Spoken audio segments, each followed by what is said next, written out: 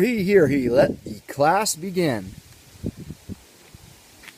Hello everybody, Professor Halftime here, also known as Professor Expectations. That's right, today's halftime speech is all about setting expectations. I'm going to give you 3 stories of why setting expectations is so important. One at home, one at work, one with my friends. Bam! Which one do you want to hear first?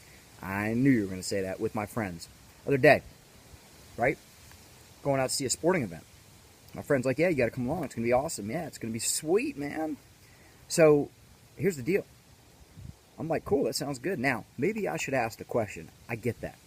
But the way he described it was there was basically going to be free tickets, and we were just going to walk right in. Because I'll tell you, the event we went to, yeah, wouldn't have gone.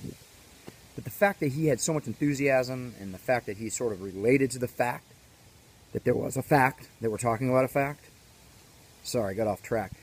But just because he had mentioned about the game and sort of about these tickets, I had assumed they were complimentary. Well, we get there. $250 a pop to see a bunch of stuff out there. Something I can tell you right now I didn't like, I didn't trust. So I said, hey man, no offense. You can go in the game. I'm with you. I love you. I'll be out here. I'm going to grab a drink, just hang out. He did not set the expectations correctly. He didn't let me know that these tickets weren't complimentary or what the price of the tickets were going to be. No big deal. I just go with it, but I'm just saying. Let people know. Set those expectations. Avoid those situations. Home. Big difference between sitting at work, sitting on the golf course, sitting wherever you are, and not calling home and letting your significant other know when you are going to be home. Then they're sitting there and they're guessing, when are they going to be home? And you know what? That's just going to brew some intensity when you get home. As opposed to setting the expectations of, hey honey, how you doing? Just got off the golf course? Just got back from work? Just got back from the gym? Just got back from getting the chickens? I will be home in about an hour, hour and a half, depending on traffic. And I'll call you when I'm about 20 minutes away. Boom. Solved. Everybody's happy. Everything's cool. See, the expectations are out there. And the person at home isn't sitting there pacing back and forth wondering where you are.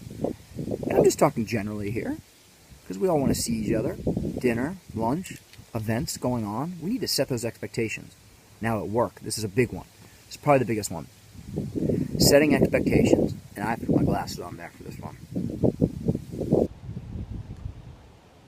Setting expectations at work is very, very important, says Professor Expectations. Here's the reason. We can say, okay, everybody, let's go do this project that we just talked about, and we'll see you all in 3 weeks, and walk out the door. Now we've discussed the project. We have thought about the project.